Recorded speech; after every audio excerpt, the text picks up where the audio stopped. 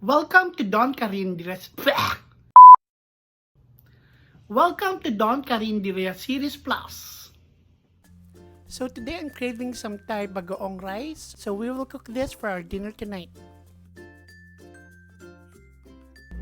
So here we have some pork cubes. And what we will do is we'll season it with soy sauce. Maybe about 3 tablespoons.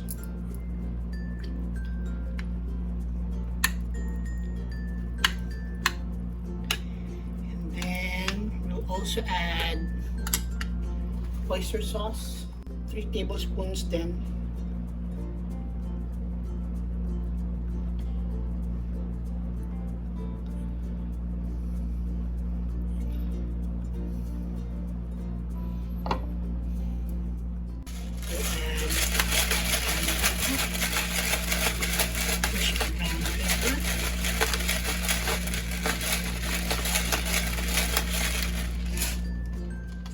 Brown sugar,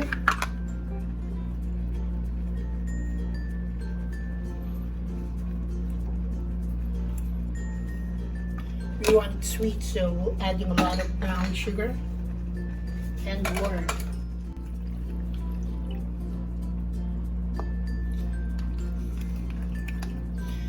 We'll just wait for this to cook and thicken. So look at our pork now. You know, it's getting thicker, and I just tasted it. It tastes sweet.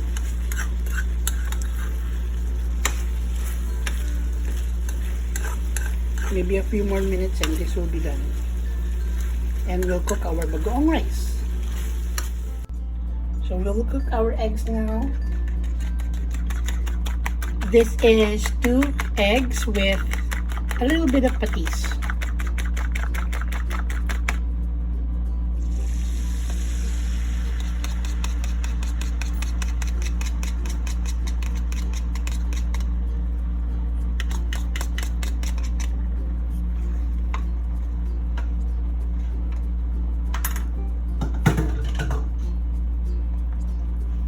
Let's leave it for a few minutes and we'll fold it.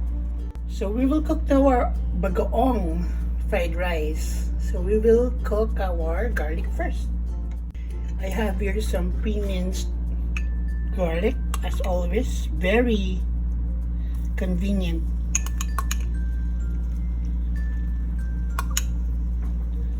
I love some garlic in my fried rice. Up next is our onions, minced onions.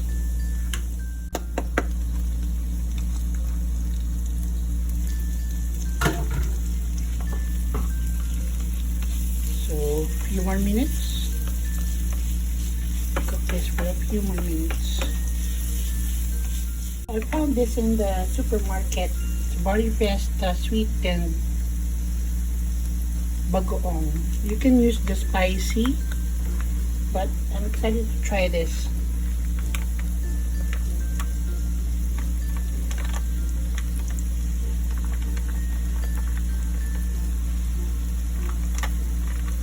I'm using the whole packet.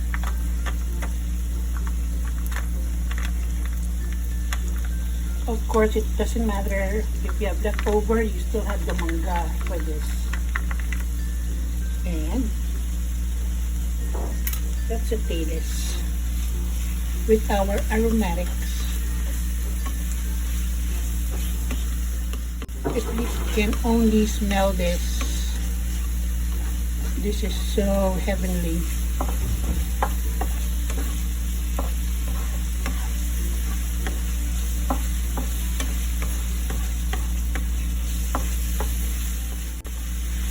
And then perfect for the bagoong fried rice, or any fried rice for that matter, is a day-old rice.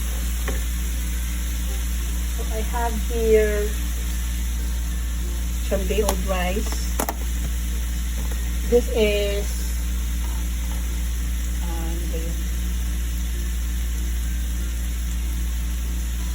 dinorado. as in bonus. Dinurado. Perfect for fried rice because it's super, ang tawag doon,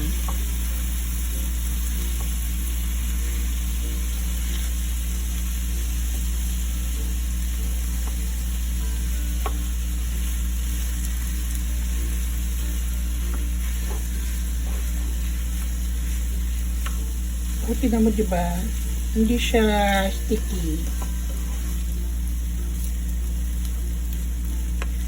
Perfect for garlic rice or fried rice or this bagoong rice. And we'll cook this evenly. Ayoko makakita ng white portion.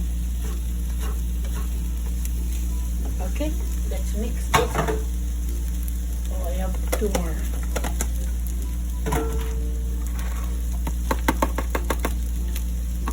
Zero waste guys sa food ha. Pwede nyo i-fry ang leftover rice nyo. Huwag nyo tapon. Bigay nyo sa akin. Sarap.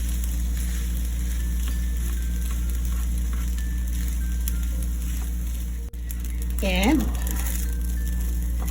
this is already done. Make sure na wala kayong nakikita mga white portion.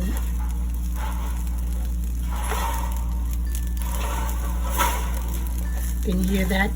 Inuusubin ko yung grate niya or what do you call that? Fence. Dami may bagoong rice. He's excited too.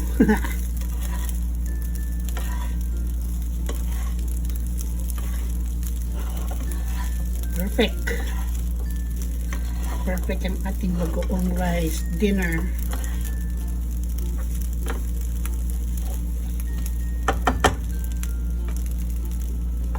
Of course, marami akong hiniwa. Marami akong preparation. So, marami din hugasan. So, while cooking this, or while waiting for it to cook, maganda na magugas na rin kayo ng dishes nyo. Para hindi kayo matambakan. Diba? I think this is done, guys. Well incorporated na yung bagoong. Excited to eat.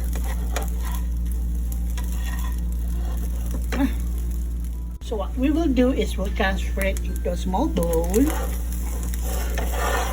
Huwag lang magtatapon.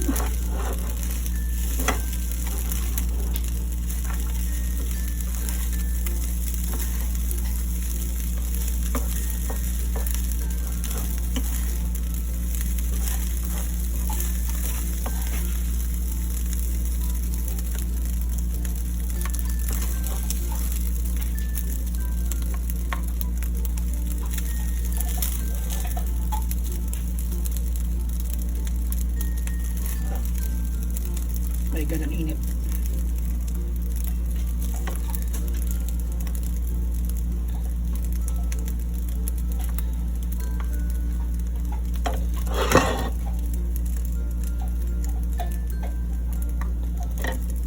This portion here is enough for me. So this is 1 cake shot only. We have our bowl of bagoong rice and we'll put it at the center. Wish me luck. Good luck. Kaya ko ba ito?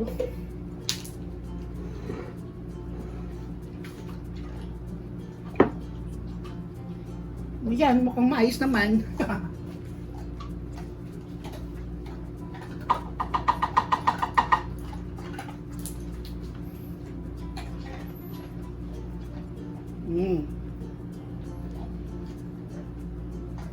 It looks good, guys.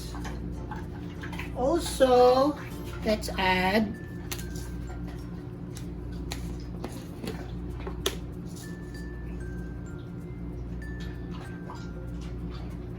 something to make it a little bit spicier, because Thais love spicy food, no? That looks splendid. And it's time to eat, guys. Sawadee, krap. Sawadee ka. This is our Thai bagoong rice. I'm excited to eat this. It's been a long time since I had this bagoong rice. This is our candied pork. Some shallots, charot. Onion na purple. Green mangoes from masarap province ng mga mangga. I forgot. Cucumbers, diced tomatoes, and scrambled egg. And our bagoong fried rice. We'll eat now, guys. So the thing about this, we need to mix this parang bibimbap ng Korea. So let's do this. So you will get all the goodness of ingredients in every bite.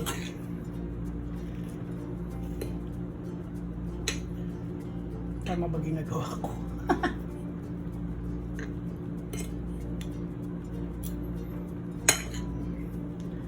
Of course, yung itira pwedeng itago for tomorrow.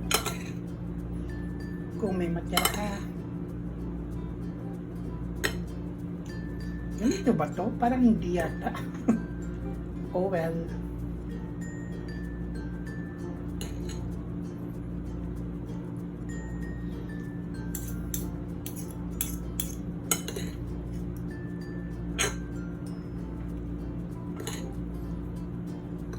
Okay, it's time to eat. I'll get some pork, mangoes, ganito muna, and some bagoong rice, of course, egg, of course. God, I'm excited, guys.